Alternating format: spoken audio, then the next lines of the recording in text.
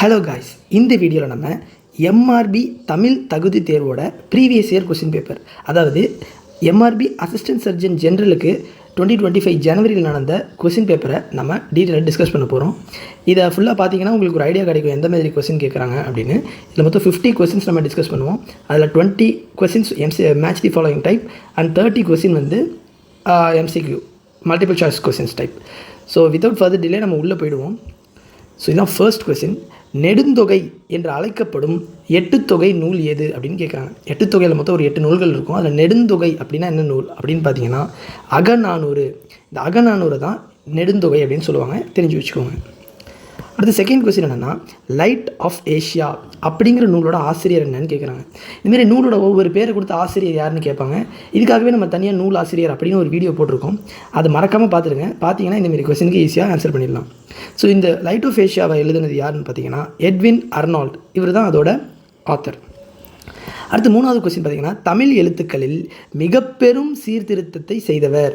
சீர்திருத்தம்னா change, அந்த எழுத்துக்களோட வடிவத்தையும் அந்த உச்சரிப்பு எல்லாத்தையும் மாற்றிருக்குது, அதுதான் சீர்திருத்தம். அது மிகப்பெரிய அளவில் யார் பண்ணியிருக்காருன்னா தந்தை பெரியாரா, கால்வலா, தேவனைய பாவனரா, வீரம முனிவரா அப்படின்னு பார்த்தீங்கன்னா இந்த கொடுத்துருக்க ஆப்ஷனில் நிறைய பண்ணது யாருன்னா வீரமா முனிவர் அவர் தான். இவரை பற்றின டீட்டெயில் எதுவுமே நம்ம அந்த நூல் ஆசிரியர்கள் வீடியோவில் இருக்குது, பார்த்து தெரிஞ்சுக்கோங்க.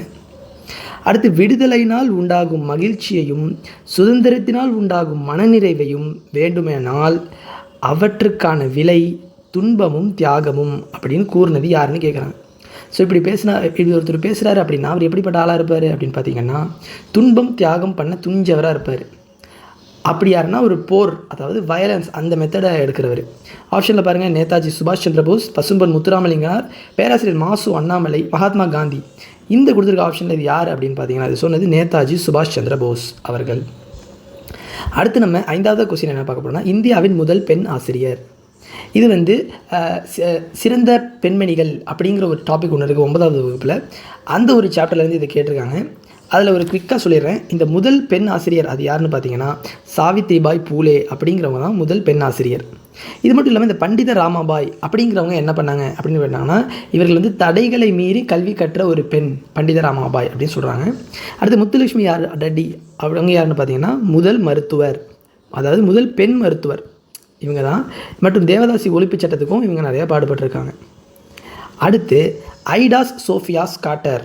இவங்க என்னன்னு பார்த்தீங்கன்னா வேலூரில் ஒரு ஃப்ரீயாக ஹாஸ்பிட்டல் வச்சு நடத்தியிருக்காங்க. அவங்க தான் ஐடாஸ் சோஃபியா ஸ்காட்டர். இதில் இந்த சாவித்ரிபாய் பூலே தான் இந்தியாவின் முதல் பெண் ஆசிரியர். ஸோ இதை பற்றி பார்த்துப்போம். இதோட ஆடடாக ஒரு பாயிண்ட் என்னென்னா சாரதா சட்டம் அப்படின்னு அந்த சாப்டரில் ஒன்று கொடுத்துருக்காங்க.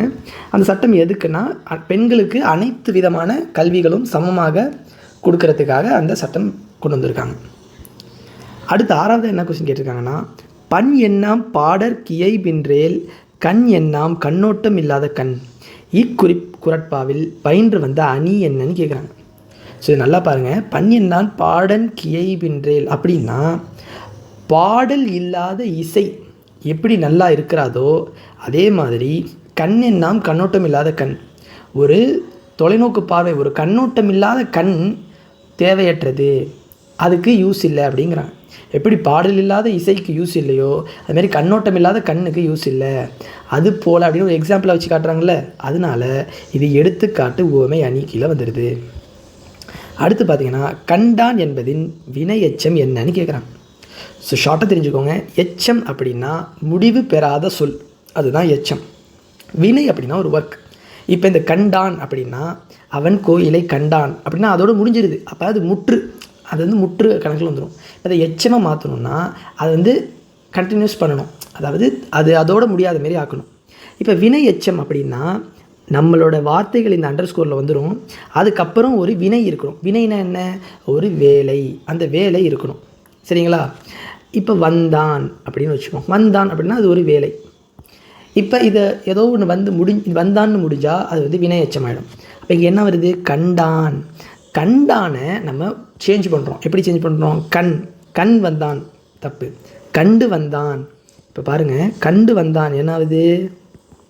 பார்த்துட்டு வந்தான் அப்படிங்கிற அர்த்தத்தை கொடுக்குது. ஸோ இது வந்து எச்சமாக மாறுது அண்ட் ஒரு வினையோடு முடிகிறதால இது வினை எச்சம். ஸோ இப்போ இதுக்கான கரெக்டான ஆப்ஷன் பி. இப்போ உங்களுக்கு இன்னொரு டவுட் வரலாம், ஏன் ஆப்ஷன் சி கிடையாது, டி கிடையாது? கண்ட, இங்கேயும் பாருங்கள், கண்ட பையன் இப்படின்னு முடியுது. இந்த வார்த்தையில் இது எச்சமாக இருக்குது. ஆனால் இந்த இடத்துல பார்த்திங்கன்னா முடிகிறது வந்து பையன்கிற ஒரு பெயர் சொல்ல கொண்டு முடியுது. அதனால் இது வந்து பெயரெச்சம். ஸோ இப்போ இந்த கண்டான வினையெச்சமாக மாற்றணுன்னா நம்ம கண்டு அப்படின்னு மாற்றணும். இதே கண்டான பெயரெச்சமாக மாற்றணுன்னா கண்ட அப்படின்னு மாற்றணும். ஸோ ஷார்ட்டாக சொல்லிடுறேன். பெயரெச்சம்னா ட, அதாவது அ சவுண்டில் முடியும். கண்ட, சென்ற, வென்ற அப்படின்னு அ சவுண்டில் முடிஞ்சால் பெயரெச்சம். உங்களுக்கு வினையெச்சம்னா ஊ சவுண்டில் முடியும். அதாவது கண்டு, வந்து, நின்று, சென்று அதுமாரி ஊ சவுண்டில் முடிஞ்சால் அது வந்து வினையெச்சமாக வந்துடும். அடுத்த கொஸ்டின் பார்த்துக்கிட்டிங்கன்னா, நாடகக்கலையை மீட்டெடுப்பதே தமது குறிக்கோள் என கூறியவர் யாருன்னு கேட்குறாங்க. ரா அரங்கசாமி, மு வரதராசனார், மறைமலையடிகள், ந முத்துசுவாமி. இந்த 4 பேரை பற்றின டீட்டெயிலுமே நம்ம அந்த தமிழ் நூல் ஆசிரியர்கள் வீடியோவில் இருக்குது. அதை மறக்காமல் பார்த்துருங்க. இந்த பர்டிகுலருக்கான ஆன்சர் ந முத்துசுவாமி. அடுத்து நானே தொடக்கம் நானே முடிவு, நான் உரைப்பது தான் நாட்டின் சட்டம் என முழங்கியவர் யார்? நான் தான் தொடக்கம், நான் தான் முடிவு, நான் சொல்கிறது தான் நாட்டோடைய சட்டம் அப்படின்னு கூறினவர் யார் அப்படின்னு பார்த்தீங்கன்னா பாரதிதாசன், பாரதியார், வாணிதாசன் மற்றும் கண்ணதாசன். இவர்கள் யாருன்னு கேட்டாங்கன்னா கண்ணதாசன் அவர்கள் என்பதே சரியான விடை. அடுத்து பின்வருவனவற்றுள் நீர்நிலைகளோடு தொடர்பில்லாதது எது அப்படின்னு கேட்குறான். ஒரு 4 ஆப்ஷன் கொடுத்துட்டு இதில் எது நீர்நிலைகளுக்கும் அதுக்கும் அந்த வார்த்தைக்கும் சம்மந்தம் இல்லைன்னு கேட்குறான். அகழி என்றால் ஒரு கடல், அது நீர்நிலைக்கு சம்மந்தமாக இருக்குது. அருவியும் நீர்நிலைக்கு சம்மந்தமாக இருக்குது, அருவி தெரியும். ஊற்றும் நீர்நிலைக்கு சம்மந்தம், அப்படியே ஒரு ஊற்று மாதிரி நீர் தானாக வருதுன்னு சொல்லுவாங்க. இப்போ இந்த புலரிங்கிற வார்த்தை இருக்குது பார்த்தீங்களா, இது மட்டும்தான் நீர்நிலைகளுக்கு சம்மந்தம் இல்லாத ஒரு சொல். அப்போ இந்த புலரிக்கான அர்த்தம் என்ன அப்படின்னு பார்த்தீங்கன்னா, இது வந்து சன்ரைஸ், சூரிய உதயம் சொல்கிறோம்ல, சன்ரைஸ், அதுதான் புலரி. அடுத்து 11வது கேள்வி என்னன்னு பார்த்தீங்கன்னா, அழகிய, பேசும் இச்சொற்றொடலில் இடம்பெற்றுள்ள விகுதிகள் என்ன அப்படின்னு கேட்குறாங்க. அழகிய, பேசும் இந்த சொற்றொடரில் இருக்க விகுதி இது வந்து நம்ம முன்னாடியே பார்த்த மாதிரி ஒரு பெயரெச்ச விகுதி. ஏன் பெயரெச்சம் எடுத்துக்கோங்க. இங்கே அழகிய, அழகிய என்னென்னு முடியும்? அழகிய பையன் முடியுதா? இப்போ இது வந்து ஒரு எச்சம் சொல், ஏன்னா நிறைவடையில் எதோட முடியுது? ஒரு பெயர் சொல்லை கொண்டு முடியுது. அதனால இது ஒரு பெயரெச்சம். அதே மாதிரி இன்னொரு ஆப்ஷன் பேசும்க்கு பாருங்கள். பேசும் கிளி அப்படின்னு வச்சிங்கன்னு வச்சுக்கோங்க. இங்கே பேசும் வந்து ஒரு எச்சத்தொடர், இங்கே கிளின்னு வருது பாருங்கள். கிளிங்கிறது ஒரு பெயர் சொல், அதனால இது வந்து ஒரு பெயரெச்சம். அதனால் பெயரெச்ச விகுதிகள் அதான் சரியான விதிர். அடுத்து 2023ஆம் ஆண்டுக்கான திருவள்ளுவர் ஆண்டை தேர்ந்தெடுக்க அப்படின்னு கேட்குறான். இப்போ திருவள்ளுவரை பற்றி நம்ம நூலாசிரியர்கள் வீடியோவில் சொல்கிறப்போ ஒன்று சொல்லியிருப்போம். என்ன சொல்லியிருப்போம்? அவரது காலம் கிபி 31ஆம் ஆண்டு அப்படின்னு. கிமு மன்னிக்கவும், கிமு 31ஆம் ஆண்டு. கிமுனா கிறிஸ்துவ பிறப்புக்கு முன் அப்படின்னா ஒரு டைம்லைன் ஒன்று போட்டுக்கோங்க. இதில் வந்து இதுதான் 0ன்னு வச்சுக்கோங்க. 0 தான் கிறிஸ்துவ பிறப்பு, இங்கே தான் கிறிஸ்துவ பிறக்கிறார். இதுக்கு முன்னாடி போகிறதுலாம் -1 -2ன்னு போகும், -31 வரைக்கும். இதுதான் திருவள்ளுவரோட ஆண்டு. இதுக்கப்புறம் நம்ம 1 2 3 4 அப்படியே வந்து நம்ம இப்போ 2000 வந்து 2025 இருக்கும்.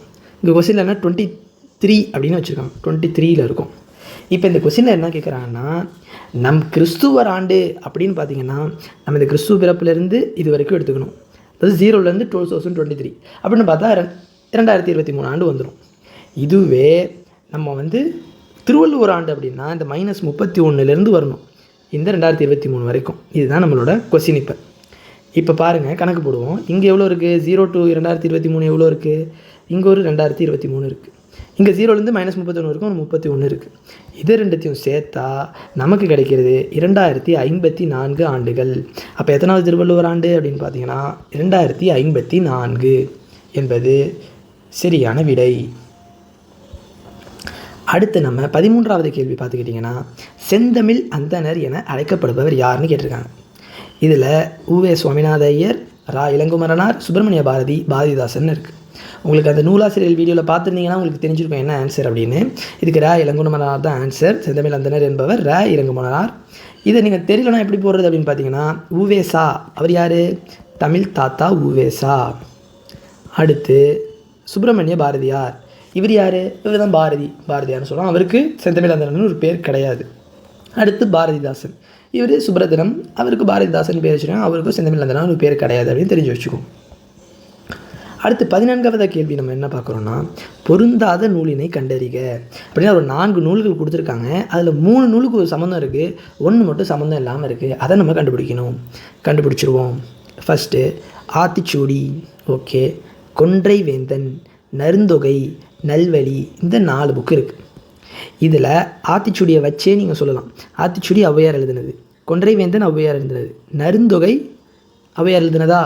இல்லை, நல்வழி ஔவையார் எழுதுனது. அப்போ இந்த 3 ஔவையார் எழுதுனது, நருந்தொகை மட்டும் ஔவையார் எழுதாதது. இதை வச்சு நம்ம கண்டுபிடிச்சிடலாம், நருந்தொகை தான் ஆட் ஒன் அவுட் அப்படின்னு. அடுத்து 15வது கேள்வி என்னென்னு பார்த்தீங்கன்னா, தனிநிலை என அழைக்கப்படும் எழுத்து. அதாவது தனிநிலைன்னா அது ஒரு தனியாக ஒரு நிலைப்பாட்டில் இருக்குது. உயிர்மை எழுத்துக்கள் அப்படியா? இல்லை. உயிரளபடை நிறையா இருக்குது. ஆயுத எழுத்துன்னு ஒரு தனியாக ஒரு எழுத்து தனியாக இருக்குது. குற்றியலுகரம் கிடையாது. அப்போ சரியான விடை ஆயுத எழுத்து தான் ஒரு தனிநிலை அப்படின்னு நான் கூப்பிடுறாங்க. அடுத்து 16வது கேள்வி என்னென்னு பார்த்தீங்கன்னா, பிற்பகல் 2 மணி முதல் 6 மணி வரை உள்ள சிறுபொழுது என்னன்னு கேட்குறான். இப்போ இதுக்கு ஆன்சர் தெரியணும்னா உங்களுக்கு ஃபுல் டைமிங்கும் தெரிஞ்சிருக்கணும்.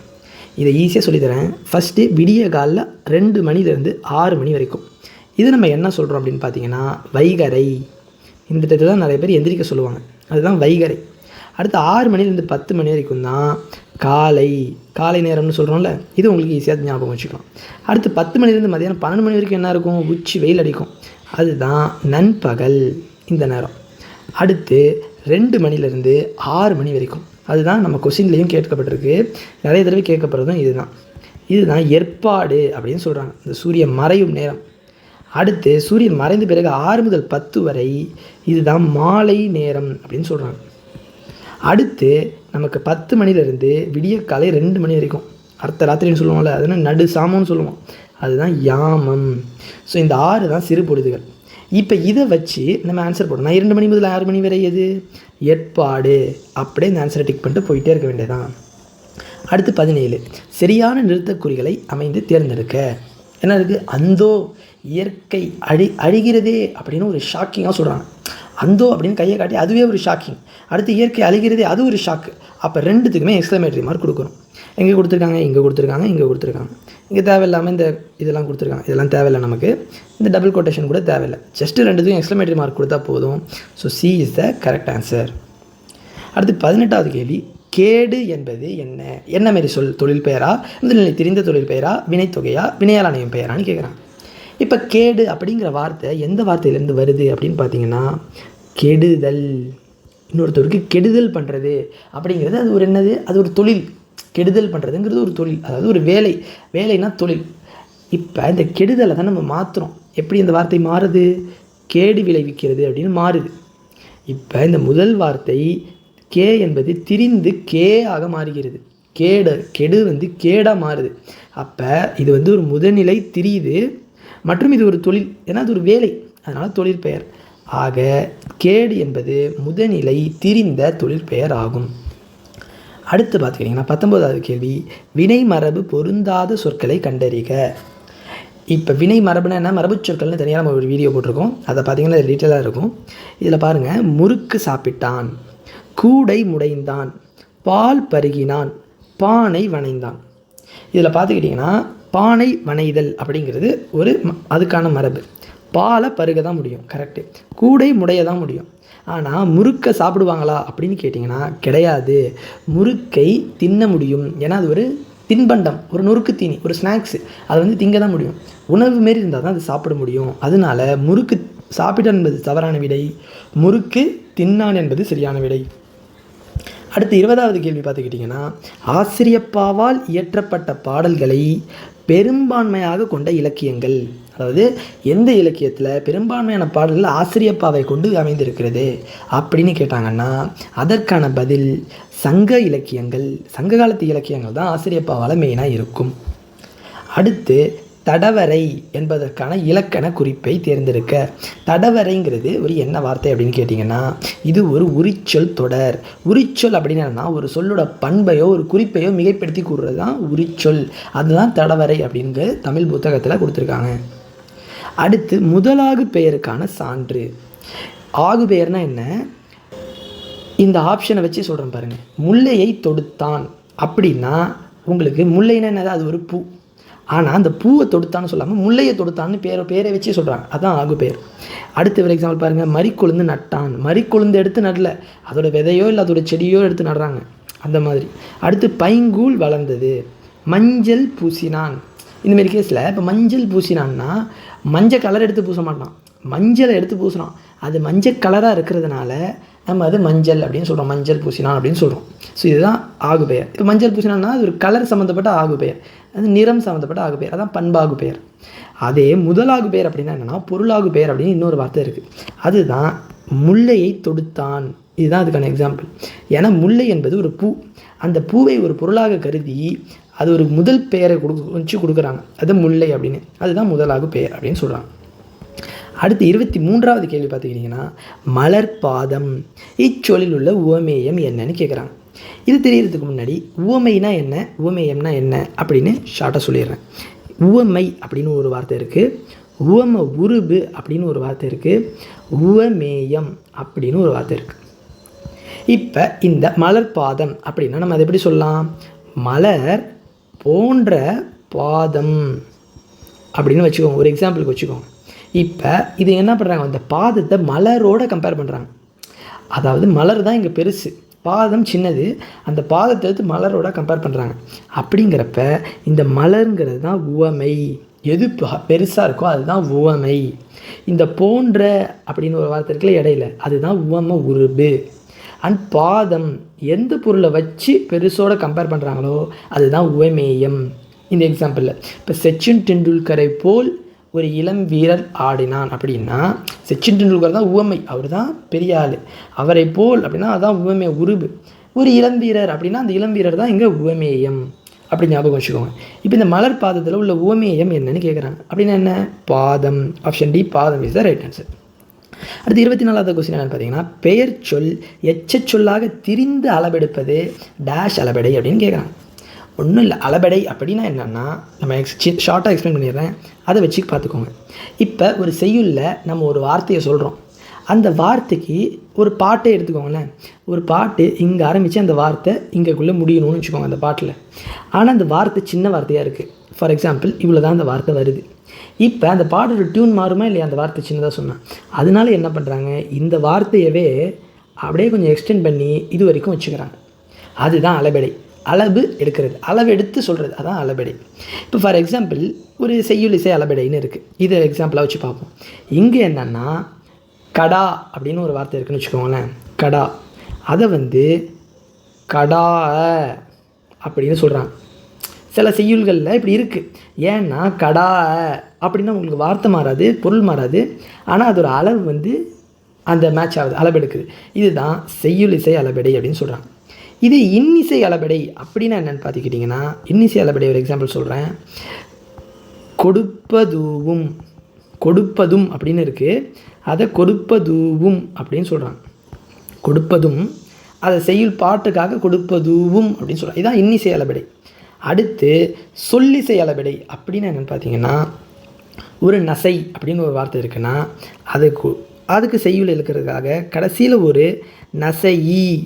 இப்போ இந்த வார்த்தை பொருள் மாறப்படுறது கிடையாது, ஆனால் இந்த செய்யுள் இருக்கிறதுக்காக நசையி அப்படின்னு சொல்கிறாங்க. முடிகிற இடத்துல ஒரு ஈ போட்டுக்கிறாங்க, அதுதான் சொல்லிசை அளபெடை. அடுத்து ஒற்றளபெடைனா அந்த ஒற்றுச்சொல். ஃபார் எக்ஸாம்பிள் பார்த்துக்கிட்டிங்கன்னா அரங்கம் அப்படின்னு இருக்குன்னா 2 இங்கு வச்சு போடுவாங்க சில பேர், அரங்கம். இது ஒற்று 2 வந்திருக்கு பாருங்கள், இதுதான் ஒற்றளபெடை அப்படின்னு சொல்கிறாங்க. இப்போ இந்த 4 எக்ஸாம்பிளை இந்த வார்த்தையை மட்டும் தெரிஞ்சு வச்சுக்கோங்க. இதை வச்சுட்டு நீங்கள் கொஸ்டினை படிங்க. பெயர் சொல் எச்ச சொல்லாக மாறுவது. இந்த 4ல் எங்கே பெயர் சொல் எச்ச சொல்லாக மாறுது அப்படின்னு பார்க்கணும். கடா இதோ எச்ச சொல்லா இல்லை, கொடுப்பதுவும் இல்லை, முடிஞ்சிருது. ஆனால் இங்கே பாருங்கள், நசையி முன்னாடி படித்தோம்ல, ஈன்னு முடிஞ்சால் ஆன்னு முடிஞ்சால் அது ஒரு எச்ச சொல் அப்படின்னு. ஸோ நசைங்கிறது இங்கே ஒரு எச்ச சொல்லாக மாறுது. அதனால் சொல்லிசை அளபெடையில் தான் பெயர் சொல் எச்ச சொல்லாக திரிந்து வரும் என்பது சரியான விடை. அடுத்து 25வது கேள்வி, என்னுடன் விளையாட வருகிறாயா என்று கேட்கும் நண்பருக்கு ஏவல் விடையை அளிக்கவும் அப்படின்னு சொல்கிறாங்க. அதாவது ஏவல் விடைனா என்ன அப்படின்னு நமக்கு தெரியுதான்னு டெஸ்ட் பண்ணி பார்க்குறாங்க. ஃபஸ்ட்டு உங்கள்கிட்ட ஒருத்தர் கேட்குறாரு, என் கூட விளையாட வரியா, இப்போ அவருக்கு ஏவல் பண்ணணும். இந்த விடை வகைகளில் இதை பற்றி டீட்டெயிலாக இருக்குது, இங்கேயும் சொல்லிடுறேன். ஏவல்னா இன்னொருத்தவரை ஏவி விடுறது. என்னோட விளையாட வரியா அப்படின்னு கேட்குறதுக்கு கால் வலிக்கும் அப்படின்னு சொன்னால் அது என்ன, அது வலிக்கும்னா நடக்க போகிறது, அதுதான் உருவது கூறல். கால் வலிக்கும்னா உருவது கூறல். இதே கால் வலிக்கிறதுனா ஆல்ரெடி வலிச்சிட்ருக்கு அப்படின்னா உற்றது உரைத்தல். நடந்ததை சொல்கிறேன், கால் வலிக்குது ஆல்ரெடி, அதான் உற்றது உரைத்தல். அடுத்து நீயே விளையாடு அப்படின்னா அவனையே ஏவி விடுறது. என்னோட விளையாட வரியான்னு கேட்டால் நீயே போய் விளையாடு அப்படின்னு அவனை ஏவி விடுறது. இதுதான் ஏவல் விடைக்கான சான்று, நீயே விளையாடு. அப்போ இந்த கடைசி ஆப்ஷன் பாருங்கள், நீ கூப்பிட்டு வராமல் இருப்பேனோ அப்படின்னா அவன் ஒரு கொஸ்டின் கேட்டால் அதுக்கு பதிலுக்கு இவன் அவன்கிட்ட ஒரு கொஸ்டின் கேட்கணும். ஆனால் இந்த கொஸ்டின்குள்ளேயே அந்த ஆன்சர் இருக்குது. இப்போ நீ கேட்டால் வராமல் இருப்பேனோ அப்படின்னா கண்டிப்பாக வந்துடுவேன் அப்படின்னு தான் அர்த்தம். ஆனால் அது ஒரு கொஸ்டின் பக்கத்தில் கேட்குறான். அதுதான் வினா எதிர் வினாதல் விடை. ஒரு வினாக்கு எதிராக ஒரு வினாவையே கொடுக்குற ஒரு மாதிரி ஒரு விடை, அதான் வினா எதிர் வினாதல் விடை. இந்த ஏவல் விடைக்கான பதில் நீயே விளையாடு அப்படிங்கிறது தான். அடுத்து 26வது கொஸ்டின் பார்த்துக்கிட்டிங்கன்னா 6 பெரும்பொழுதையும் கொண்ட திணைகள் என்னன்னு கேட்குறாங்க. இப்போ சிறுபொழுதுனா நம்ம டைம் வச்சு பார்த்தோம், பெரும்பொழுதுகள்லாம் சீசன். அந்த சீசனில் எல்லா சீசனுமே இருக்கிற 2 திணைகள் என்ன அப்படின்னு கேட்டாங்கன்னா மருதம் மற்றும் நெய்தல். இந்த 5 திணைகளுமே ஒரு டீட்டெயிலாக வீடியோ, சூப்பராக ஒரு வீடியோ இருக்குது, அதை பாருங்கள். ஷார்ட்டாக இந்த கொஸ்டினுக்கான ஆன்சர் மருதம் மற்றும் நெய்தல். அடுத்து 27வது கொஸ்டின், இலக்கண முறைப்படி வினாவிற்கு விடை சொல்லும் குறிப்பு விடைகளின் எண்ணிக்கை எத்தனைன்னு கேட்குறாங்க. இந்த கொஸ்டினை நீங்கள் நல்லா கேர்ஃபுல்லாக படிச்சுக்கணும். ஏன்னா விடை வகைகள் அப்படிங்கிற கொஸ்டினில் விடை 8 வகைப்படும் அப்படின்னு நம்ம சொல்லியிருந்தோம். அதை மட்டும் ஞாபகம் வச்சுட்டு நீங்கள் இங்கே 8 அப்படின்னு டிக் பண்ணிங்கன்னா அது டோட்டலி தவறான கொஸ்டின் ஆன்சர்.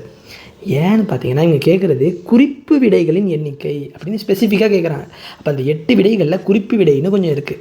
அது என்னென்னு பார்த்தீங்கன்னா ஏவல் விடை, வினா எதிர் வினாதல் விடை, உற்றது உரைத்தல் விடை, உருவது கூறல் விடை, இனமொழி விடை. இந்த 5 தான் குறிப்பு விடைகள். ஆக இந்த இலக்கண முறைப்படி குறிப்பு விடைகளின் எண்ணிக்கை 5, 8 கிடையாது அப்படிங்கிறத ஞாபகம் வச்சுக்கோங்க.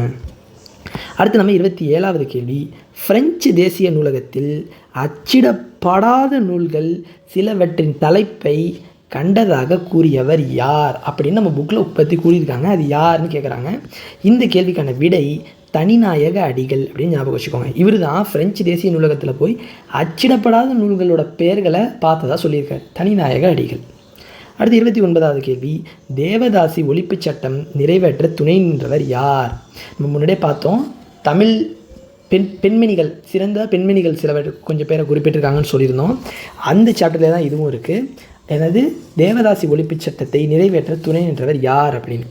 இந்த கொஸ்டினில் ஒரு சிறிய மாற்றம் இருக்குது. என்னென்னா இதில் டாக்டர் முத்துலட்சுமிங்கிறவங்களும் துணை நின்றுருக்காங்க, மூவலூர் ராமாமிர்தம் அவர்களும் துணை நின்றுருக்காங்க. ஸோ இந்த கேள்வியை பொறுத்த வரைக்கும் 2 ஆப்ஷனுமே கரெக்டு தான். ஆனால் பண்டிதர் ராமாபாய் கிடையாது. சாவித்ரிபாய் பூலே இந்தியாவின் முதல் பெண் ஆசிரியர். ஸோ இந்த கொஸ்டின் பார்த்துக்கோங்க. அடுத்து 30வது கொஸ்டின், அதாவது கடைசி எம்சிக்யூ கொஸ்டின். இது என்னன்னா சொல்லத்தக்க செய்தி என்னும் தொடர் உணர்த்தும் எச்சம். இது என்ன எச்சம்னு கேட்குறாங்க. பார்த்துக்கோங்க, சொல்லத்தக்க செய்தி என்ன வார்த்தையில் முடியுது? செய்தின்னு முடியுது. செய்திங்கிறது ஒரு பெயர் சொல்லா வினை சொல்லா? செய்திங்கிறது வேலையா? இல்லை, அது ஒரு பெயர். அப்போ பெயர் சொல்ல முடியுது. அப்போ இந்த சொல்லத்தக்க அப்படி அது என்னது? பெயர் சொல்ல முடிகிறதால அது ஒரு பெயரெச்சம். புரியுதுங்களா?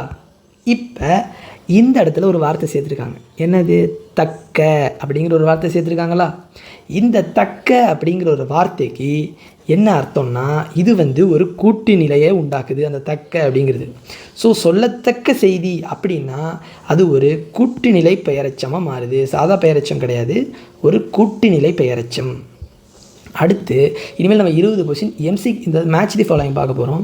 மேட்ச் தி ஃபாலோயிங்கை ஈஸியாக எப்படி கிராக் பண்ணுறது அப்படிங்கிற ட்ரிக்ஸையும் இதில் டீட்டெயிலாக பார்ப்போம். ஸோ ஃபர்ஸ்ட் பொருத்தி விடை தேர்க, இதை மேட்ச் பண்ணணும். ஃபஸ்ட்டு லெஃப்ட் சைடில் உள்ள 4த்தையும் படிச்சிருங்க, எந்த மேட்சாக இருந்தாலும். ஊரணி, ஊற்று, ஏரி, கேணி. ஓகே, இதிலே உங்களுக்கு ஒரு ஐடியா கிடச்சிது, 4மே இந்த நீர்நிலைகள் சம்மந்தப்பட்டதுன்னு. இதில் உங்களுக்கு என்ன நல்லா தெரியும்னு பாருங்கள். இப்போ ஊற்றுனா என்ன? தண்ணியில் அப்படியே ஊறி வர்றது. அந்த ஆப்ஷன் இருக்கான்னு பாருங்கள். அகலமும் ஆழமும் உள்ள பெருங்கிணறு, கிணறு உங்களுக்கு தெரியும். வேளாண்மை பாசனம் அது ஒன்று தெரியும். அடியிலிருந்து நீர் ஊறுவது ஊற்று, பேரில் இருக்குது பாருங்கள். அப்படியே மேட்ச் பண்ணிடலாம். B3. இப்போ பியில் எங்கே 3 இருக்குன்னு பாருங்கள், இது 1 மட்டும்தான் இருக்குது. ஈஸியாக சொல்லிடலாம் இந்த C தான் அப்படின்னு. புரியுதுங்களா? இதை வச்சே டிக் போட்டுடலாம் நீங்கள் C தான். ஆனால் இன்னொரு தடவை நீங்கள் கன்ஃபார்ம் பண்ணணும் C தானா அப்படின்னு. இங்கே பாருங்கள், சியை வச்சு பாருங்கள். ஊரணினா A4, மக்கள் பருகுநீர் உள்ள நீர்நிலை. கரெக்டு, நல்லா தான் இருக்குது. அடுத்து ஊற்று, ஊற்றுனா என்ன, அடியிலிருந்து நீர் ஊற்றுவது. கரெக்டு. ஏரி, ஏரினா என்ன, 2 சொல்லியிருக்காங்க. வேளாண்மை பாசன நீர்த்தேக்கம். கரெக்டு, வேளாண்மை பண்ணுறது ஏரின்னு சொல்லுவாங்க. அடுத்து கேணி, கேணினா அகலமும் ஆழமும் உள்ள பெருங்கினார். கேணி என்றால் பெருங்கினார். கரெக்டு. ஸோ இதுமாரி ஒன்று நம்ம தெரிஞ்சிட்டா மீதி 3த்தையும் வச்சு டிக் போட்டுடலாம். ஆனால் அது ஒரு தடவை கிராஸ் செக் பண்ணிக்கிறது நம்மளோட கடமை. அடுத்து 32வது கொஸ்டின், பொருந்தி வினை தேர்ந்தெடுக்க. செந்தமிழ் அந்தனர். இந்த கொஸ்டின் இதே கொஸ்டின் பேப்பரில் இருந்தது. செந்தமிழ் அந்தனருங்கிறது இங்கேயும் இருக்குது. அங்கே என்ன பார்த்தோம், இளங்குமரனார்னு பார்த்தோம். அப்போ A4 எத்தனை இருக்குது, C and D இந்த 2 ஆப்ஷனில் ஒன்று தான் கரெக்டுன்னு நமக்கு தெரிஞ்சிருச்சு. அடுத்து பாருங்கள், மொழி ஞாயிறு, கலை ஞாயிறு, பாவலர் மணி. இப்போ இங்கே மொழி ஞாயிறுனா நிறைய மொழிகள் தெரிஞ்சவர் தேவநேய பாவனார். நிறைய மொழிகளில் அவர் இது பண்ணியிருக்காரு. ஸோ B3 அப்படின்னா அதேமாரி 2 இருக்குது பாருங்கள், C and D இன்னமும் 2மே நமக்கு ஆப்ஷனில் தான் இருக்குது, ரூல் அவுட் பண்ண முடியாமல். அடுத்து பாருங்கள், கலை ஞாயிறு. இந்த கலை ஞாயிறு யார் அப்படின்னு பார்த்துக்கிட்டிங்கன்னா முத்துசுவாமி, இவர் தான் கலை ஞாயிறு. அடுத்து பாவலர் மணி வாணிதாசன். இது 2ம் நீங்கள் தெரிஞ்சுக்கணும். இதை தெரிஞ்சுக்கிட்டால் தான் உங்களுக்கு எது கரெக்டாக ஆன்சர் போடுவீங்க. ஸோ C1 D2 அப்போ option C is the correct answer அப்படின்னு நம்ம இதில் தெரிய வருது. அடுத்து 33வது கேள்வி, நூலின் பெயர் கொடுத்துருக்காங்க, நூலாசிரியர் பெயர் கொடுத்துருக்காங்க. இதை வச்சு மேட்ச் பண்ண சொல்கிறாங்க. ஒரு தடவை படித்து பாருங்கள். அன்பின் சிதறல், ஊர்வலம், ஊசிகள், தலைமைச் செயலகம். இந்த சைடு படிங்க. மீரா, சுஜாதா, கோமகள், மேத்தா. யாரெல்லாம் தமிழ் நூலாசிரியர் விருதுகளை அந்த வீடியோவை உன்னிப்பாக பார்த்துருக்காங்களோ அவங்களுக்கு இது ஈஸியாக தெரியும். இல்லைனா இதில் ஒரு பாயிண்ட் கூட தெரிஞ்சிருக்க வாய்ப்பில்லை. அந்தமாரி சமயத்தில் என்ன பண்ணணுன்னா நம்ம ஜஸ்ட் ஒரு ரேண்டமாக ஒன்று போட பார்க்கணும். ஏன்னா நமக்கு நெகட்டிவ் மார்க்கிங்கும் கிடையாது. இப்போ அன்பில் சிதறல் அப்படின்னா யார், ஒரு கரெக்ட் ஆன்சர் சொல்லிடுறேன், நீங்கள் அதுக்கு தகுந்த மாரி ஆளுக்கு ஒரு இது ஞாபகம் வச்சுக்கோங்க. அன்பின் சிதறல் அப்படின்னா கோமகள் அவங்க எழுதுனது. ஊர்வலம் அப்படிங்கிறது மேத்தா அவர்கள் எழுதினது. ஊசிகள் ரா அவர்கள் எழுதினது. தலைமைச் செயலகம் சுஜாதா அவர்கள் எழுதியது. ஆக இந்த கேள்விக்கான விடை ஆப்ஷன் B 3, 4, 1, 2. இதை வச்சு நீங்கள் உங்களுக்குள்ள ஒரு நிமானிக்கோ இல்லை படிச்சுக்கோங்க. அடுத்து 34, உலக தமிழ் மாநாடுகள் நடைபெற்ற இடத்தை பொறுத்து விடை தேர்க. 4வது மாநாடு, 5வது மாநாடு, 6வது மாநாடு, 7வது மாநாடு. Malaysia, Mauritius, England, India. இப்படி ஒரு ஆப்ஷன் கொடுத்துட்டாங்க. இந்த கொஸ்டின் மறுபடியும் அடுத்த வருஷத்துக்கு வர வாய்ப்பு இருக்குது. அதனால் நான் என்ன சொல்லிடுறேன், உங்களுக்கு இது வரைக்கும் நடந்த 10 தமிழ் மாநாடுகளை டீட்டெயிலாக எங்கெங்கே நடந்ததுன்னு சொல்லிடுறேன். 3, 4, 5, 6, 7, 8, 9, 10 இந்த மாதிரி எழுதிக்கோங்க. ஒரு காலமில் 5, இன்னொரு காலமில் 5. அப்போ தான் உங்களுக்கு ஈஸியாக இருக்கும். ஃபஸ்ட்டு எங்கே ஸ்டார்ட் பண்ணணும்னா மலேசியாவில் ஸ்டார்ட் பண்ணணும். சரிங்களா, மலேசியாவில் தான் ஃபஸ்ட்டு பண்ணியிருக்காங்க. அதுக்கப்புறம் சென்னை வந்துடுது, இந்தியா. சரிங்களா, இந்தியாலாம் சென்னை. ஃபஸ்ட்டு ஒரு ஃபாரின், அடுத்து இந்தியா. ஒரு ஃபாரின் ஒரு இந்தியா பார்த்தோமா, அடுத்து 2 ஃபாரின் ஒரு இந்தியா. அப்படி ஞாபகம் வச்சுக்கோங்க. ஒரு ஃபாரின் ஒரு இந்தியா, 2 ஃபாரின் ஒரு இந்தியா. அடுத்து 3வது எங்கே நடக்குது, ஃப்ரான்ஸில் நடக்குது. அடுத்து ஸ்ரீலங்காவில் நடக்குது. 2 ஃபாரின் ஒரு இந்தியா. இந்தியாவில் எங்கே, முன்னாடி சென்னையில் நடந்துட்டு அடுத்து மதுரையில் நடக்குது. ஒரு ஃபாரின் ஒரு இந்தியா, 2 ஃபாரின் ஒரு இந்தியா. ஸோ இப்போ எப்பப்பெல்லாம் இந்தியா வருதோ இந்த இந்தியாவுக்கு அடுத்து ஒரு மலேசியா போய்டும். ஏன்னா இங்கே ஃபஸ்ட்டு மலேசியா, 6th மலேசியா. இப்படி ஞாபகம் வச்சுக்கோங்க. மலேசியாவுக்கு அடுத்து மொரீஷியஸ். அடுத்து அதேமாரி 2 ஃபாரின் ஒரு இந்தியா. ஒரு ஃபாரின் ஒரு இந்தியா, 2 ஃபாரின் ஒரு இந்தியா, 2 ஃபாரின் ஒரு இந்தியா. இந்த இந்தியா எங்கன்னா தஞ்சாவூரில் நடக்குது. அடுத்து மறுபடியும் 2 ஃபாரின். அடுத்து மலேசியா போயிடணும். மலேசியாவில் 3 தடவை நடந்திருக்கு. அடுத்து அமெரிக்கா, அதாவது சிக்காகோவில் நடந்திருக்கு. ஸோ இதுதான் 10. இது ஞாபகம் வச்சுக்கோங்க. ஒரு ஃபாரின் ஒரு இந்தியா, 2 ஃபாரின் ஒரு இந்தியா, 2 ஃபாரின் ஒரு இந்தியா, 2 ஃபாரின். இதை மட்டும் ஞாபகம் வச்சுக்கோங்க. அடுத்து நம்ம இந்தியானா என்ன, சென்னை, மதுரை, தஞ்சாவூர். மீதி Malaysia, France, Sri Lanka, Malaysia, Mauritius, Malaysia, America. இது ஒரு பேசிக்காக ஞாபகம் வச்சுக்கிங்கனால ஒன்று தெரிஞ்சால் கூட இதில் போட்டுடலாம். ஃபார் எக்ஸாம்பிள் இதை வச்சுக்கிட்டிங்கன்னா இப்போ 4வது மாநாடு இலங்கை மேட்ச் பண்ணிடலாம். 5வது மாநாடு மதுரை, இந்தியா. 6வது மாநாடு மலேசியா. 7வது மாநாடு மொரீஷியஸ். 3, 4, 1, 2 எங்கே இருக்குது, option A 3, 4, 1, 2 is the correct answer. இப்படி ஈஸியாக போட்டு போயிட்டே இருக்கலாம். இதை எதுவும் ஞாபகம் வச்சுருந்தா. அடுத்து 35வது கேள்வி, பொருத்தி வினை தேர்க. செம்மல், போது, அரும்பு. இது எல்லாமே ஒரு பூவோட வெவ்வேறு காலநிலைகளை தேர்ந்தெடுக்குது. இதை பாருங்கள். இது எப்படி, இதுக்கான ஆன்சர் என்னன்னு சொல்லி தந்துடுறேன். இதை வச்சு படிச்சுக்கோங்க. செம்மல் அப்படின்னா பூ வாடி போன நிலையை தான் செம்மல் அப்படின்னு சொல்கிறாங்க. அதே அப்படின்னா கீழே விழுந்த. அப்படின்னா விழுந்த அப்படின்னு வச்சுக்கோங்க. வி. அடுத்து போது அப்படின்னா பூ விரிய போகுது அப்படின்னு ஞாபகம் வச்சுக்கோங்க. போதுன்னா பூ விரிய போகுது, பூ விரிய தொடங்கும் நிலை. அரும்புனா பூவின் தோற்ற நிலை. இப்போ நல்லா ஞாபகம் வச்சுக்க என்னென்னு சொல்லியிருந்தேன். வி அப்படின்னா வீணா விழப்போகுது, போதுன்னா விரிய போகுது, செம்மல்னா வாடி போச்சு, அரும்புனா தோற்ற நிலை. ஸோ இந்த கொஸ்டினுக்கான ஆன்சர் ஆப்ஷன் ஏ அப்படிங்கிறத ஞாபகம் வச்சுக்கோங்க. அடுத்து 36 கலைச்சொற்களை பொருத்தி விடை தேர்ந்தெடுக்க. அப்படின்னா அது ஒரு டிரான்ஸ்லேட் மாரி. இது நீங்கள் ஈஸியாக சொல்லலாம். ஃபஸ்ட்டு இங்கிலீஷை படிச்சிருங்க, அதுதான் நமக்கு கொஞ்சம் ஈஸியாக இருக்கும்.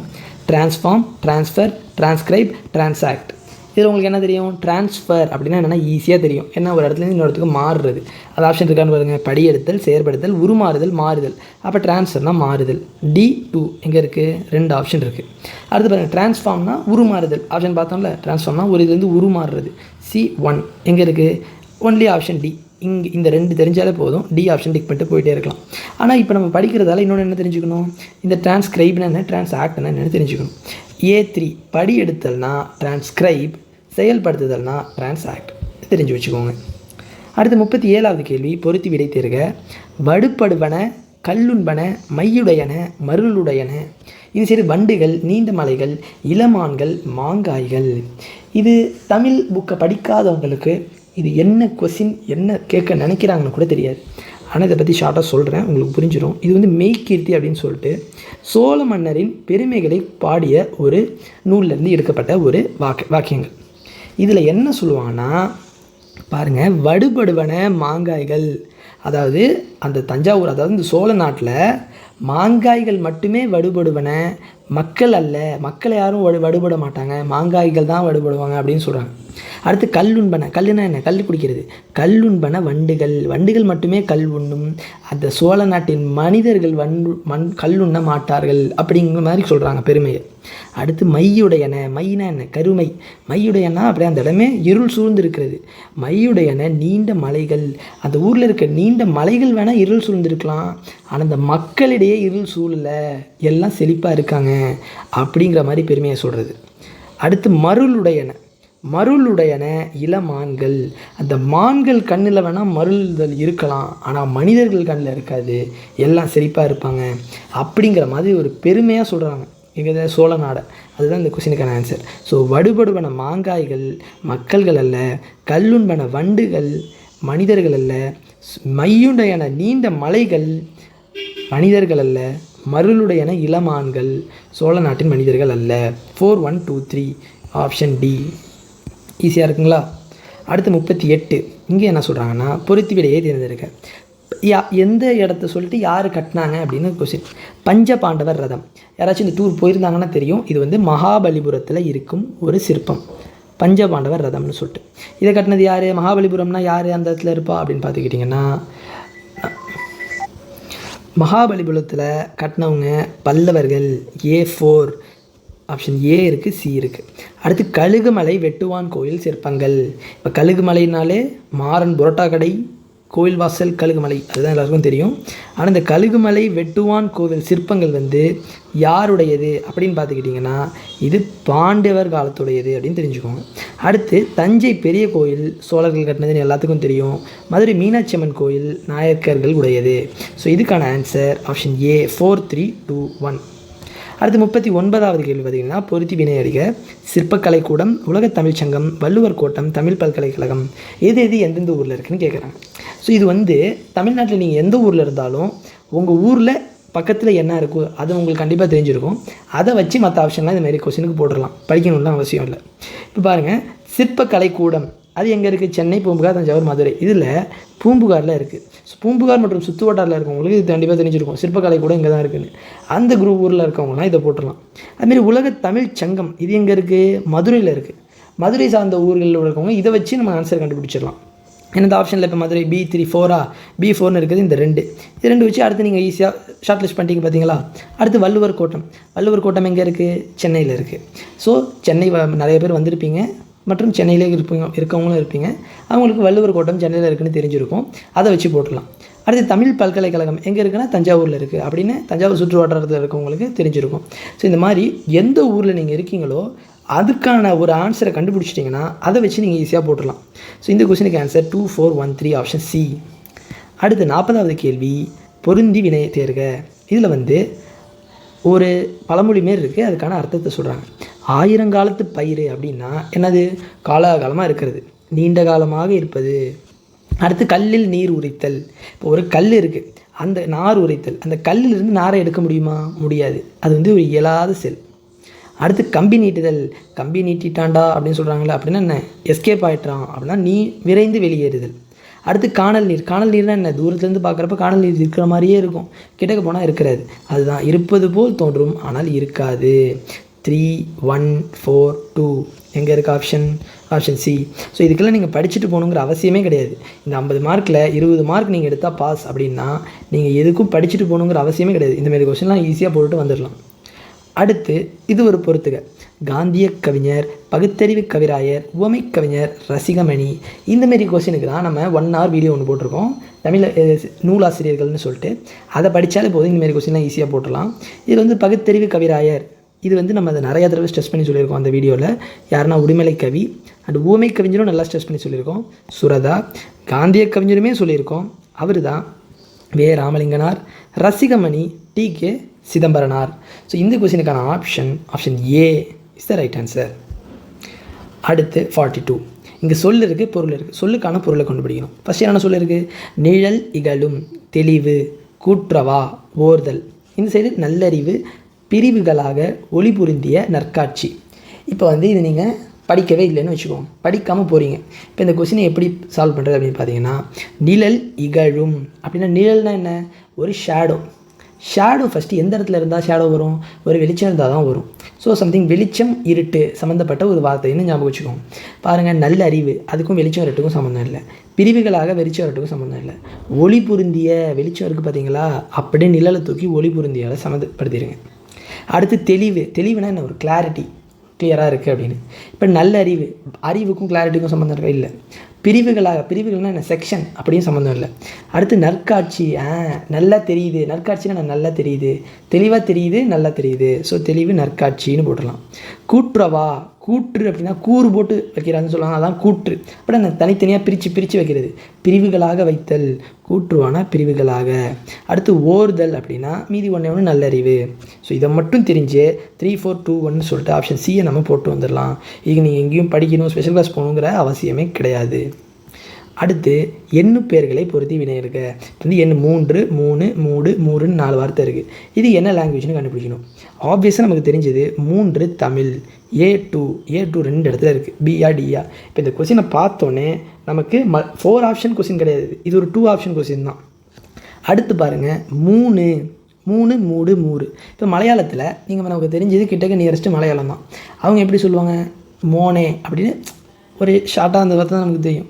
ஸோ நூ அப்படின்னா மலையாளம்னு வச்சுக்கோங்க, B1. இதை வச்சுட்டு B1. அடுத்து மூடு அப்படின்னா இதை வச்சு நம்ம சொல்கிறோம், ஆப்ஷன் பி தான் கரெக்டுங்கிறத வச்சு. மூடுனா தெலுங்கு, மூருனா கன்னடம். இதை வச்சு நீங்கள் இதை கரெக்ட் ஆன்சராக போட்டுடலாம். இல்லாட்டி ஒரு கெஸ்ஸிங்கில் கூட நீங்கள் இதை 90% கரெக்டாக போட்டுடலாம். அடுத்து 44வது கேள்வி பார்த்துக்கிட்டிங்கன்னா, நூல் மற்றும் ஆசிரியர். ஈஸியாக இருக்கா? இது ஆனால் கொஞ்சம் கஷ்டம். தண்ணீர் தேசம், வாய்க்கால் மீன்கள், மழைக்காலமும் குயிலோசையும். இதை வந்து நம்ம படிச்சிருந்தா மட்டும்தான் எழுத முடியும், அந்த மாதிரியான கொஸ்டின். இதுக்கு வந்து தண்ணீர் தேசம் அப்படின்னா வைரமுத்துன்னு ஞாபகம் வச்சுக்கோங்க. தண்ணீர் தேசம்னா வேறு, தண்ணீர்னா கோமல் சுவாமிநாதன் ஞாபகம் வச்சுக்கோங்க. வாய்க்கால் மீன்கள் வே. இறையன்பு IAS எழுதுனவர் ஞாபகம் வச்சுக்கோங்க. மழைக்காலமும் குயிலோசையும் கிருஷ்ணன் எழுதுனது அப்படின்னு ஞாபகம் வச்சுக்கோங்க. ஸோ இந்த கொஸ்டினுக்கான ஆன்சர் ஆப்ஷன் ஏ. இது வந்து படித்தால் மட்டுமே எழுதக்கூடிய ஒரு விடை. அடுத்து மரபு தொடர்களை பொருட்களையும் பொருத்தி வினை எழுதுக. இப்போ இதுக்கு நீங்கள் படிக்கணுங்கிற அவசியமே கிடையாது. மரபு தொடர்கள்னால் உங்களுக்கு நீங்கள் காலகாலமாக பேசுகிறது. கயிறு திரித்தல் அப்படின்னா என்ன? கயிறு கட்டுறான், கம்பி கட்டுற கதெல்லாம் சொல்கிறான் அப்படின்னு சொல்கிறது. பொய் கூறுதல், அதுதான் கயிறு திரித்தல் அப்படின்னு சொல்கிறோம், A3. அடுத்து கொட்டி அளந்தல். நல்லா கொட்டி அளக்குறாங்க அப்படின்னா வாட்டத்துக்கு இஷ்டத்துக்கு பேசுகிறான், நிறைய பேசுகிறான் அப்படின்னு அதிகமாக பேசுதல். முதலை கண்ணீர் அப்படின்னா பொய்யாக அழுவுதல், பொய் அழுகை. காதில் பூசுதல், நல்லா காதில் பூசுத்துறையா நீ, நல்லா ஏமாத்துறையா நீ அப்படிங்கிற, அதான் காதில் பூசுற்றுதல். ஸோ அப்படியே 3, அடுத்து 1, அடுத்து 4, அடுத்து 2. நீட்டாக நீங்கள் இந்த ஆப்ஷன் பியை டிக் பண்ணிட்டு போயிட்டே இருக்கலாம். இதுக்கு நீங்கள் எந்த விதமான படிக்கணுங்கிற அவசியமே கிடையாது. அடுத்து சொல் பொருள் பொறுத்துக. இது என்ன பொருள்னு பொறுத்துங்க. ஃபஸ்ட்டு சமர், கழனி, மரம், ஆழி, கடல், வீரம், வயல், போர். இதை நீங்கள் தெரிஞ்சுக்கோங்க. என்னென்னா ஆழினா ஆழி சூழ்ந்த உலகிலேன்னு பாட்டெலாம் இருக்குது. அப்படின்னா என்ன, கடல் சூழ்ந்த உலகு, ஆழி என்றால் கடல். ஸோ இப்போ நீங்கள் ஒவ்வொரு வார்த்தையும் வச்சு பாடல் வரிகள் ஞாபகம் வந்தாலே நீங்கள் அதை வச்சு சொல்லிடலாம். அடுத்து சமர்னு ஒரு படமே இருக்குது. அப்படின்னா போர் அப்படின்னு அர்த்தம். அடுத்து மரம்னா இந்த மரம் அப்படின்னா அது வந்து ட்ரீ. ஆனால் இங்கே மரம் அப்படின்னு கொடுத்துருக்காங்க. இந்த மரம்னா மரத்தமிழன் அப்படின்னு சொல்கிறாங்களா, அப்படின்னா ட்ரீ தமிழன் கிடையாது. இந்த மரம் என்றால் வீரத்தமிழன் என்று அர்த்தம். கழனி என்றால் வயல் அப்படின்ற அர்த்தம். ஸோ இந்த கொஸ்டினுக்கான ஆன்சர் ஆப்ஷன் டி. இதெல்லாம் நீங்கள் படிக்காமல் போனாலே போடுற கொஸ்டின்ஸ். அடுத்து பார்த்தீங்கன்னா பொருந்தி வினை தேர்தலுங்க. மல்லிகை, பள்ளி, கிளை, இனிமை, சினைப்பெயர், பண்பு பெயர், இடப்பெயர், பொருட்பெயர். இதுவும் நீங்கள் படிக்காமலே போகலாம். இப்போ இடப்பெயர் இதை மட்டும் எடுத்துக்கோங்க. இங்கே என்ன இருக்குது, மல்லிகை, பள்ளி, கிளை, இளமை. இதில் எது இடம், பள்ளி தான் அது ஒரு இடம். ஸோ பள்ளியை தூக்கி இடப்பெயரோடு சேர்த்துருங்க. முடிஞ்சுதா? B3 எங்கெங்கே இருக்குது, 3 ஆப்ஷன் இருக்குது. நமக்குன்னே வச்சுட்டான் 3 ஆப்ஷன். ரைட்டு, பார்த்துருவோம். அடுத்து மல்லிகைனா என்னது, அது ஒரு பொருள். கரெக்டாக, மல்லிகைங்கிறது ஒரு பூ, அது ஒரு பொருள். So A4 A and C, D கிடையாது. இப்போ 2 ஆப்ஷனை ஷார்ட் லிஸ்ட் பண்ணுறோம். அடுத்து கிளைன்னா என்ன, அது ஒரு பார்ட், ஒரு மரத்தில் இருக்க ஒரு பகுதி, அதாவது சினை என்றால் பகுதி என்ற அர்த்தம். கிளை என்பது ஒரு சினை பெயர், C1. ஸோ இதுதான் A தான் கரெக்ட் ஆன்சர். இதில் தெரிஞ்சது. அடுத்து இனிமையான பையன், இனிமைங்கிறது அவங்களோட பண்பு, A2. ஸோ இது ஆப்ஷன் ஏன்னு தெரிஞ்சிருது. இது நீங்கள் படிக்கணுங்கிற அவசியமே கிடையாது. அடுத்து பொருதி வினை எடுங்க. திருத்தொண்டர் புராணம், ராமாவதாரம், புரட்சி காப்பியம், தனித்தமிழ் பெருங்காப்பியம். இதில் உங்களுக்கு ஒன்று கன்ஃபார்ம் தெரியும், நீங்கள் படித்தாலும் படிக்கலானாலும். அதான் ராமாவதாரம்னா கம்பராமாயணம் அப்படிங்கிறது உங்களுக்கு தெரிஞ்சிருக்கணும். ராம அவதாரம் ராமாயணம். B3 இதை வச்சு பார்த்தீங்கனாலே ஷார்ட்லிஸ்ட் பண்ணிடலாம். 2 ஆப்ஷன் இருக்குது. இப்போ 2த்துலேயுமே A2 தான் இருக்குது. அப்போ என்ன, திருத்தொண்டர் புராணம்னா பெரிய புராணம் அப்படின்னு நீங்கள் படிச்சுக்கணும் நீங்களாவே. புரட்சி காப்பியம்னா என்ன, ராவண காவியமா இல்லை மணிமேகலையா அப்படின்னு பார்த்தீங்கன்னா இதுக்கு ஒரு சின்ன கதை சொல்கிறேன், அது தெரிஞ்சுக்கோங்க. மணிமேகலை தான் புரட்சி காப்பியம். ஏன் அப்படின்னு பார்த்தீங்கன்னா, இந்த மணிமேகலை வந்து ஒரு ஹீரோயின் சென்ட்ரிக் ஃபிலிம், அதாவது ஒரு ஃபீமேல் சென்ட்ரிக் ஃபிலிம்னு சொல்கிற மாதிரி ஒரு புக்கு. அந்த காலத்துலலாம் எல்லாமே மேல் சென்ட்ரிக்காக தான் இருக்கும். அந்த மாதிரி சமயத்தில் ஒரு ஃபீமேல் சென்ட்ரிக், அதாவது ஒரு பெண்ணை ஒரு ஹீரோவாக வச்சு, அந்த ஒரு ஹீரோயின் வச்சு தான் அந்த கதையே அப்படிங்கிற மாதிரி அந்த மணிமேகலை வச்சு தான் கதையே. ஒரு பெண்ணை வைத்து கதையை கொண்டு வந்ததால் அது ஒரு புரட்சிகரமான செயலாக பார்க்கப்படுது. அதனால தான் அது ஒரு புரட்சி காப்பியம் அப்படின்னு சொல்கிறாங்க. தனித்தமிழ் பெருங்காப்பியம் ராவண காவியம்ங்கிறத நீங்கள் மறந்துடக்கூடாது. ஸோ இதை வச்சு பார்க்கும்போது option B is the right answer. அடுத்து 49வது கேள்வி, பொருத்தி வினை அடிக. தூது, கோவை, பிரபந்தம், உலா, பவனி, திரட்டு, கோத்தல், சந்து. இப்போ இதில் நீங்கள் படிக்காமலே வந்திருக்கீங்க. இப்போ என்ன போடணும் அப்படின்னு பார்த்தீங்கன்னா, ஒன்றும் இல்லை, உலானா என்ன, உலா வருதல், அங்கேயும் உலா வராண்டா அப்படின்னு சொன்னாங்கன்னா அது என்ன, பவனி. கோயிலில் உலா பவனி வருவாங்கள்ல, அதுதான். D for 1. இதில் பார்த்தீங்கன்னா ஒரே ஒரு ஆப்ஷன் தான் இருக்குது. அது அப்படியே டிக் போட்டுகிட்டே ஒரு தடவை கிராஸ் செக் மட்டும் பண்ணிக்கணும். என்ன, A4 தூதுனா சந்து. சரி, தூது சந்து விடுறதுன்னு தெரிஞ்சுக்கணும் நீங்களா. கோவைனா C கோர்த்தல். கரெக்டு, கோவை கோர்த்தல் கரெக்டாக வருது. பிரபந்தம் அப்படின்னா திரட்டு. ஓகே, கரெக்டாக தான் இருக்கும் அப்படின்னு நீங்களே பார்த்து இதெல்லாம் ஆன் த ஸ்பாட்டில் போட வேண்டிய ஆன்சர். அடுத்து கடைசி கொஸ்டின் என்னென்னு பார்த்தீங்கன்னா, பொருத்தி வினை எடுக்க. என்று கூட்டல் என்றும், என்றென்றும் அப்படியே மேட்ச் பண்ணுங்கள். வானம் கூட்டல் அளந்தது, வானம் அளந்தது அப்படியே சேர்த்து சொல்லுங்கள், வேறு ஒன்றும் பண்ணதில்லை. அறிந்து கூட்டல் அனைத்தும், அறிந்த அனைத்தும் அப்படியே போடுங்க. வானம் கூட்டல் அறிந்த, வானம் அறிந்த அப்படியே போட்டாலே உங்களுக்கு 1 தான் ஆப்ஷன் வந்துடுது. ஸோ இந்த மாதிரி கொஸ்டின்லாம் இப்போ நீங்கள் இந்த ஒரு இதை எக்ஸாம்பிளுக்கு பார்த்தீங்கல்ல, இதில் ஒரு 50 கொஸ்டின் இருக்குது. இந்த 50 கொஸ்டினில் நீங்கள் ஒன்றுமே படிக்காமல் வந்தாலே பேசிக் உங்களோட காமன் சென்ஸை வச்சு 25 கொஸ்டின்லேருந்து நீங்கள் ஈஸியாக கரெக்ட் பண்ணிடலாம், கரெக்டாக போட்டுடலாம். இப்போ இந்த மேட்ச் தான் ஃபாலோயிங்லாம் பார்த்தீங்கல்ல, ஏதாச்சும் உங்களுக்கு படிக்கணும்னு தேவை இருந்ததா, சில கேள்விகள் படித்தால் மட்டுமே போடக்கூடிய கேள்விகள் இருக்கும். அதுக்காக உங்களுக்கு சில வீடியோ இருக்குது. என்ன, நூலாசிரியர்கள் வீடியோ. இந்த வீடியோ எண்டில் கொடுக்குறேன். நூலாசிரியர்கள் வீடியோ பார்த்துருங்க. அப்புறம் தமிழ் இலக்கணம்னு ஒரு வீடியோ இருக்குது, அதை பார்த்துருங்க. இது 2த்தையும் நீங்கள் பார்த்துட்டா போதும், அந்த மீதி 25 கொஸ்டினுமே போட்டுடலாம். ஸோ இதில் மினிமம் 40+ வாங்கலாம் நீங்கள் இந்த தமிழ் இதில். ஆனால் அவ்வளோ வாங்கி நீங்கள் ஒன்றும் நம்ம ஒன்றும் அதில் டெஸ்ட் மாரி வைக்க போகிறது இல்லை. நம்மளோட எய்ம் என்னென்னா 20+ தாண்டணும். அதுக்கு இந்த ஒரு வீடியோவில் உங்களுக்கு ஒரு ஐடியா கிடச்சிருக்கும். இதை வச்சு நீங்கள் எழுதிடுங்க. All the best.